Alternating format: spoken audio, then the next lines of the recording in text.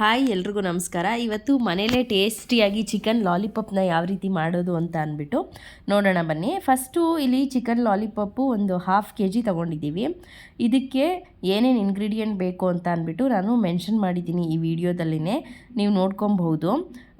Cornflour ಮತ್ತು ಮೈದಾ ಹಿಟ್ಟು, ಅಕ್ಕಿ ಹಿಟ್ಟು, ಅದಾದಮೇಲೆ 2 ಸ್ಪೂನ್ ಶುಂಠಿ ಬೆಳ್ಳುಳ್ಳಿ ಪೇಸ್ಟು, ಕಾಶ್ಮೀರಿ ಚಿಲ್ಲಿ ಪೌಡರು, ಧನಿಯಾ ಪೌಡರ್ ಸ್ವಲ್ಪ, ಮತ್ತು ಆದಮೇಲೆ ಬಿಳಿ ಎಳ್ಳು, ಇಷ್ಟನ್ನು ನಾವಿಲ್ಲಿ ಯೂಸ್ ಮಾಡ್ತಾಯಿದ್ದೀವಿ.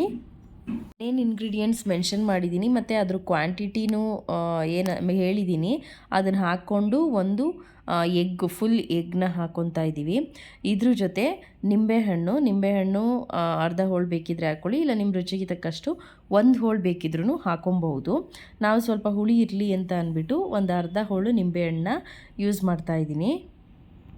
ಕಾಶ್ಮೀರಿ ಚಿಲ್ಲಿ ಪೌಡರ್ ಹಾಕಿರೋದ್ರಿಂದ ಮೊದಲೇ ನಾನು ಇಲ್ಲಿ ಒಂದು ಸ್ವಲ್ಪ ನಮ್ಮ ಮನೇಲಿ ಯೂಸ್ ಮಾಡುವಂಥ ಖಾರದ ಪುಡಿನ ಯೂಸ್ ಮಾಡ್ತಿದ್ದೀನಿ. ಇಲ್ಲ ಅಂತ ಅಂದರೆ ನೀವು ಸ್ವಲ್ಪ ಪೆಪ್ಪರ್ ಪೌಡರ್ನೂ ಸಹ ಯೂಸ್ ಮಾಡ್ಕೊಬೋದು. ಇದಾದಮೇಲೆ ಎಲ್ಲ ಮಿಕ್ಸ್ ಮಾಡೋದಕ್ಕೆ ಸ್ವಲ್ಪ ನೀರನ್ನ ಹಾಕ್ಕೊಂಡು, ಆಲ್ರೆಡಿ ನಾವು ಮೊಟ್ಟೆ ಹಾಕಿರೋದ್ರಿಂದ ಸ್ವಲ್ಪ ನೀರನ್ನ ಹಾಕ್ಕೊಂಡು ಚೆನ್ನಾಗಿ ಒಂದು ಬ್ಯಾಟರ್ನ ಮಾಡ್ಕೊಂಡ್ಬಿಟ್ಟು, ನಾವು ಇಲ್ಲಿ 1/2 kg ಚಿಕನ್ ಲಾಲಿಪಾಪ್ ಏನು ತಂದಿದ್ದೀವಿ ಅದನ್ನು ಹಾಕ್ಕೊತಾ ಇದ್ದೀವಿ. ಹಾಕಿಬಿಟ್ಟು ಚೆನ್ನಾಗಿ ಮಿಕ್ಸ್ ಮಾಡಿ ಮಿನಿಮಮ್ ಒಂದು 1/2 hour ಆದರೂ ಮ್ಯಾರಿನೇಟ್ ಆಗಲಿಕ್ಕೆ ಇಡಬೇಕು. ಆವಾಗ ತುಂಬ ಚೆನ್ನಾಗಿ ಉಪ್ಪು ಖಾರ ಎಲ್ಲ ಹಿಡ್ದಿರುತ್ತೆ ಇದಕ್ಕೆ. 1/2 kg ಚಿಕನ್ ಲಾಲಿಪಾಪ್ದು ಪ್ರೈಸ್ ಬಂದುಬಿಟ್ಟು ಹಾಸನಲ್ಲಿ 170 rupees ಇದೆ.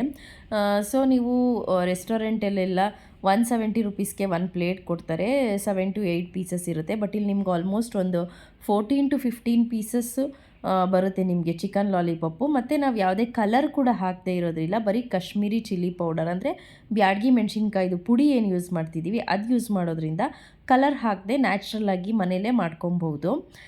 ನೋಡಿ, ಈಗ ಮ್ಯಾರಿನೇಟ್ ಮಾಡಿ ತೆಗೆದಿದ್ದೀವಿ.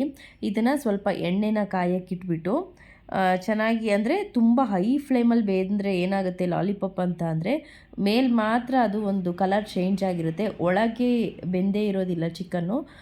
ಸೊ ಏನಂತ ಅಂದರೆ ಸ್ವಲ್ಪ ಒಂದು medium to low to medium flame ಏನಿದೆ ಆ ಫ್ಲೇಮಲ್ಲಿ ಇಟ್ಕೊಂಡ್ಬಿಟ್ಟು ಫ್ರೈ ಮಾಡ್ಕೊಳ್ಳಿ. ಸ್ವಲ್ಪ ಲೇಟ್ ಆದರೂ ಪರವಾಗಿಲ್ಲ, ಚಿಕನ್ ಚೆನ್ನಾಗಿ ಫ್ರೈ ಆಗುತ್ತೆ. ಇದಕ್ಕೆ ಸ್ವಲ್ಪ ಕರ್ಬೇವಿನ ಸೊಪ್ಪನ್ನ, ಇಲ್ಲ ಕರ್ಬೇವಿನ ಸೊಪ್ಪು ನಿಮಗೆ ಬೇಕು ಅಂದರೆ ಬೆಳ್ಳುಳ್ಳಿನೂ ಸಹ ಫ್ರೈ ಮಾಡ್ಕೊಂಡು ಹಾಕ್ಕೊಂಡ್ರೆ ಟೇಸ್ಟ್ ತುಂಬ ಚೆನ್ನಾಗಿರುತ್ತೆ. ನಾರ್ಮಲ್ ಕಬಾಬ್ ಪೌಡರಲ್ಲಿ ಕಳಿಸಿ ತಿಂದು ಮಾಡೋದಕ್ಕಿಂತ ಈ ರೀತಿ ಮನೇಲೇ ನೀವು ಪೌಡರ್ನ ರೆಡಿ ಮಾಡಿಕೊಂಡು ವಿತೌಟ್ ಕಲರ್ ಮಾಡಿ ತಿಂದು ನೋಡಿಬಿಟ್ಟು ಕಮೆಂಟ್ ಮಾಡಿ ಹೇಗಿದೆ ಅಂತ ಅಂದ್ಬಿಟ್ಟು. ನಾವು ಮಾಡಿದಂತೂ ತುಂಬ ಟೇಸ್ಟಿಯಾಗಿ ಬಂದಿತ್ತು. ನೀವು ಹೇಗಿದೆ, ನೀವು ಟ್ರೈ ಮಾಡಿದ್ದು ಹೇಗೆ ಬಂತು ಅಂತ ಅಂದ್ಬಿಟ್ಟು ಕಮೆಂಟ್ ಮಾಡಿ ತಿಳಿಸಿ. ಇನ್ನು ಯಾರೆಲ್ಲ ನನ್ನ ಚಾನಲ್ನ ಸಬ್ಸ್ಕ್ರೈಬ್ ಮಾಡದೆ ವಾಚ್ ಮಾಡ್ತಿದ್ದೀರಾ, ನನ್ನನ್ನು ಫಾಲೋ ಮಾಡ್ತಾ ಇಲ್ಲ, ದಯವಿಟ್ಟು ಫಾಲೋ ಮಾಡಿ ಅಂತ ಹೇಳ್ತಾ ಈ ವಿಡಿಯೋನ ಇಲ್ಲಿಗೆ ಕಂಪ್ಲೀಟ್ ಮಾಡ್ತಾ ಇದ್ದೀನಿ. Thank you for watching.